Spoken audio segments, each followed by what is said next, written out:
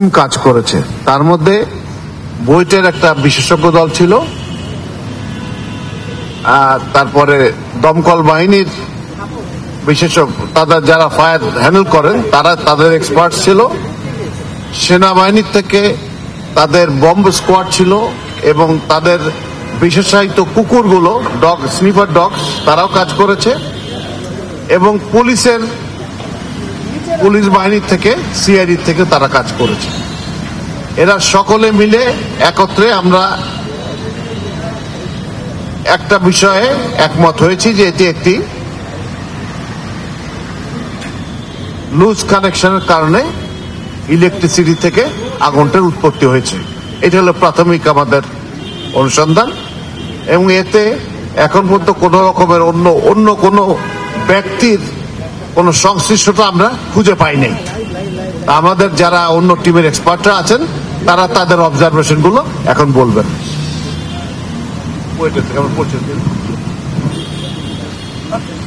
আসসালামু আলাইকুম, আমি বুয়েটের অবসরপ্রাপ্ত অধ্যাপক। আমি ফায়ার নিয়ে কাজ করি। আমার নাম মাকসুদ হেলালি। আমরা প্রথম দিন থেকেই যথেষ্ট সময় নিয়ে আন্তরিকভাবে জিনিসটা দেখার চেষ্টা করেছি এবং এই সাথে সাথে আমাদেরকে বিভিন্ন সংস্থা, বাংলাদেশ সামরিক বাহিনীর পক্ষ থেকে, সিভিল ডিফেন্সের পক্ষ থেকে, পুলিশ বাহিনীর পক্ষ থেকে সবাই সার্বিকভাবে সহযোগিতা করেছে এবং আমরা কিছু সুনির্দিষ্টভাবে একটা রিপোর্ট তৈরি করতে পেরেছি।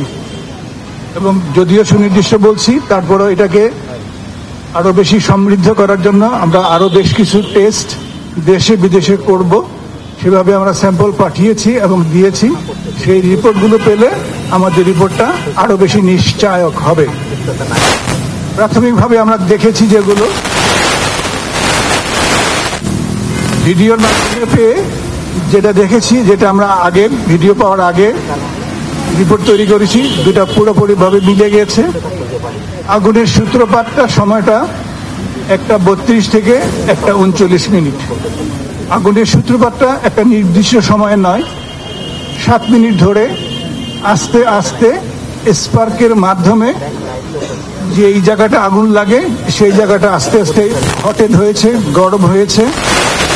সেখান থেকে মেল্টেড ম্যাটেরিয়াল ঘষে ঘষে পড়েছে।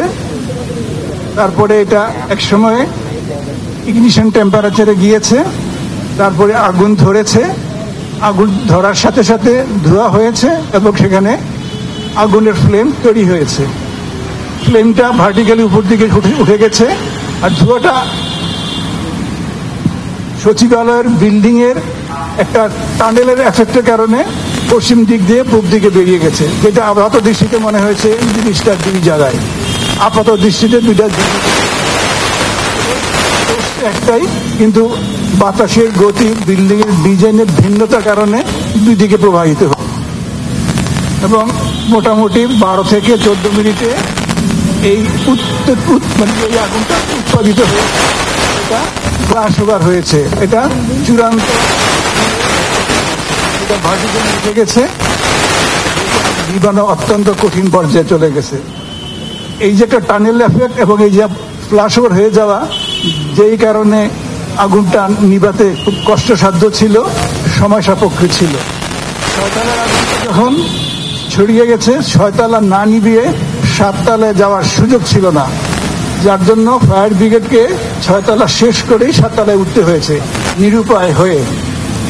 জীবনের নিরাপত্তা বিঘ্নিত হওয়ার ভয়ে তাদেরকে জীবনের রিস্ক নিয়েই এই কাজটা করতে হয়েছে, যার ফলে বাড়তি কিছু সময় লেগেছে। আমি মনে হয় আপাতত এই জায়গায় থামি, যেহেতু আরো অনেকে আছে। এবং এই যে জিনিসটা আমরা বললাম মুখে, এটা আমরা প্রাথমিকভাবে ফায়ার ডায়নামিক্স থেকে একটা রিপোর্ট তৈরি করি। পরবর্তী পর্যায়ে পুলিশের সিআইডি ডিপার্টমেন্ট ওইখানকার ভিডিওগুলো সংরক্ষণ করেছিল, সেটা আমাদেরকে দেখে আমাদের এই অঙ্ক করা জিনিস আমরা মোটামুটি ভাবে নিশ্চিত হয়েছি হয়েছে, এইভাবেই প্রভাবিত হয়েছে। আরেকটা জিনিস বলতে ভুলে গেছি, সেটা হচ্ছে আগুনটা প্রাথমিকভাবে সচিবালয়ের উত্তর দিক থেকে দেখা গেছে, দক্ষিণ দিকে দেখা যায় না, যেটা আমি বাড়ি থেকে সচিবালয়ে আমরা দেখি। সচিবালয়ে যখন দেখা গিয়েছে সেটা কিন্তু আগুন উৎপত্তির প্রায় 1.5 থেকে 2 ঘন্টা পরে, ততক্ষণে আগুনটা লোকালাইজ 2টা পয়েন্টে মনে হয়েছে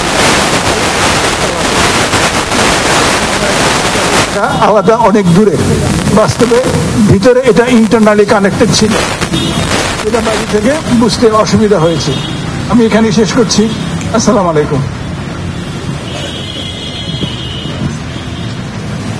আমি ব্রিগেডিয়ার জেনারেল মোহাম্মদ মাহবুবুর রাসেল। আমি সেনাবাহিনীর একজন বিস্ফোরক বিশেষজ্ঞ হিসাবে এই টিমের সাথে সংযুক্ত আছি এবং কাজ করছি। তো আমরা শুরুতে ঘটনাস্থল পরিদর্শন করে যে জায়গায় সম্ভাব্য আগুন লাগার যে রুমগুলো আমরা পেয়েছি, আমরা ওইখান থেকে 3টা নমুনা সংগ্রহ করি 3টা জায়গা থেকে, এবং ফায়ার সার্ভিস এবং সিভিল ডিফেন্সও আমাদেরকে একটা নমুনা দিয়েছে যে কোনো ধরনের বিস্ফোরক ব্যবহার করে নাশকতামূলক ভাবে কি এখানে আগুন লাগানো হয়েছে কিনা। আমার এরিয়াটা ছিল এটাকে যাচাই করা।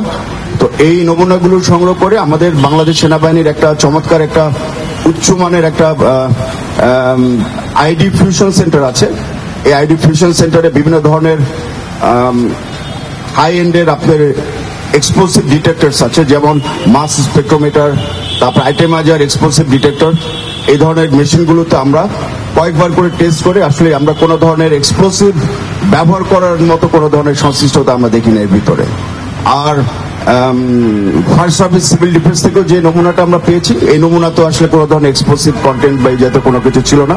তো এরপরে আমরা আরো নিশ্চিত হওয়ার জন্য আমাদের একটা ডগ স্কোয়াড আছে, যেটা যারা এক্সপ্লোসিভ ডিটেক্ট করতে পারে স্নিপিং এর মাধ্যমে গন্ধ শুকে, তাদেরকে নিয়ে এসে আমরা যে কয়টা ফ্লোরে আগুন লেগেছে প্রত্যেকটা ফ্লোরে আমরা ওদেরকে দিয়ে সার্চ করেছি, এবং তার সাথে আমাদের এক্সপ্লোসিভ সুইপিং টিম যেটা ছিল তারাও সার্চ করেছে। আমরা আসলে এক্সপ্লোসিভ ব্যবহার করার মতো কোনো ধরনের এক্সপ্লোসিভ ব্যবহার করার মতো আসলে কোনো ধরনের কোনো আলামত বা কোনো কিছু আমরা পাই নাই।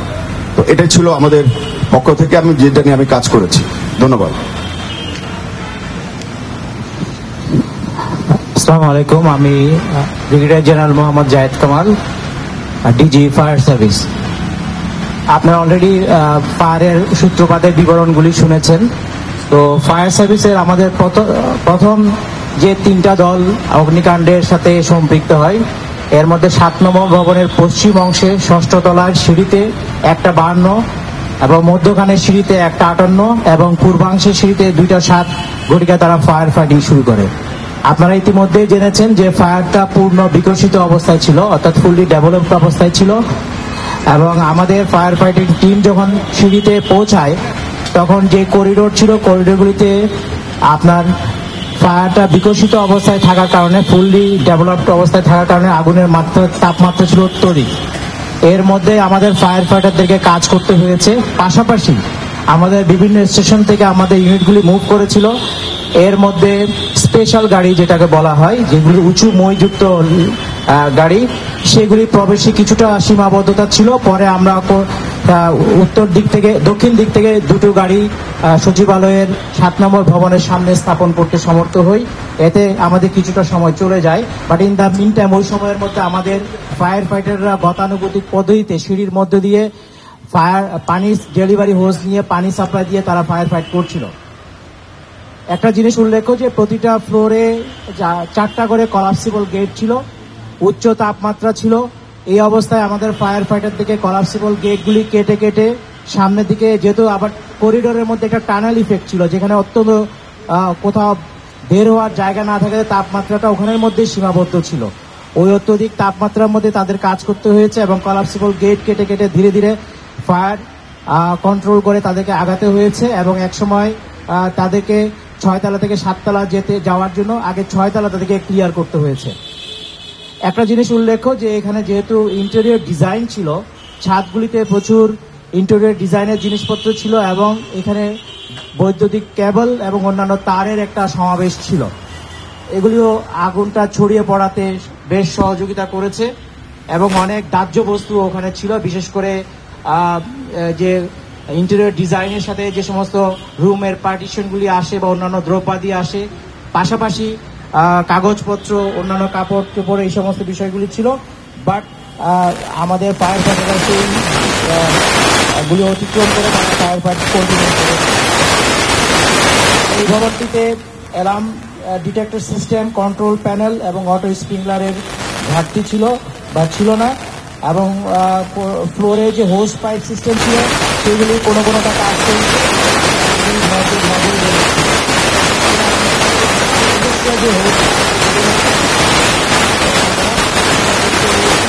এবং সেটাতে একটু সময় লেগেছে। রিজার্ভারে পানি মজুদ ছিল, আমরা পানিটা ব্যবহার করেছি, 3টি স্থানে ছিল, বা 3টি ওয়াটার রিজার্ভারে মজুদ পানি দিয়ে এত বড় ফায়ার কন্ট্রোল করা সম্ভব ছিল না। থেকেও পানি আনার ব্যবস্থা গ্রহণ করে, যা ওই সময় দুঃখজনকভাবে আমাদের একজন ফায়ার ফাইটার শাহাদত বরণ করেন। ইন্না লিল্লাহি ওয়া ইন্না ইলাইহি রাজিউন। এছাড়া আমাদের এই কার্যক্রমে আমরা পানি সরবরাহ পেয়েছি, প্রচুর পানি প্রয়োজন হয়েছে দীর্ঘ সময় ধরে আগুন নিবানোর কাজে। সর্বোপরি আমরা সকাল 8টা 5 আমরা আগুন সম্পূর্ণ নিয়ন্ত্রণে নিয়ে আসি এবং 11:45 সম্পূর্ণ নির্বাপন হিসেবে আমরা ঘোষণা দিই। সবাইকে ধন্যবাদ।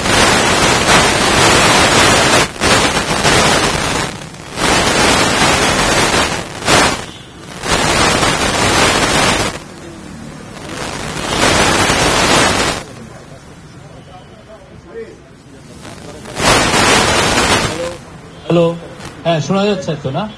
আজকে ওনারা যখন এই প্রোব কমিটি যখন তাদের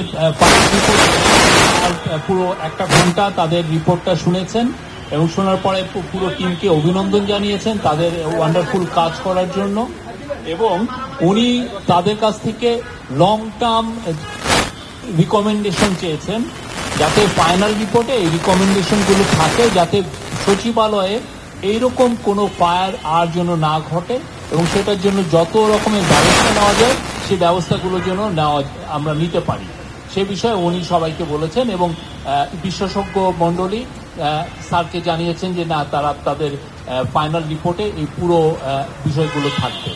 আমি সচিবকে দিচ্ছি। আর আপনাদের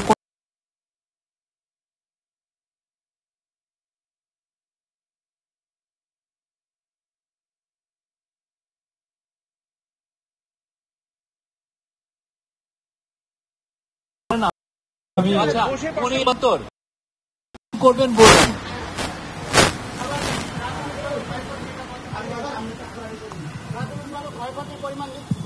প্রাথমিকভাবে ক্ষয়ক্ষতির পরিমাণ নির্ধারণ করা সম্ভব হয়েছে কিনা একটা প্রশ্ন। দ্বিতীয় প্রশ্ন এটা হলে আপনারা বলছেন লুজ কানেকশন বলছে, এর জন্য কে দায়ী? মূলত আপনারা কাউকে দায়ী করছেন কিনা?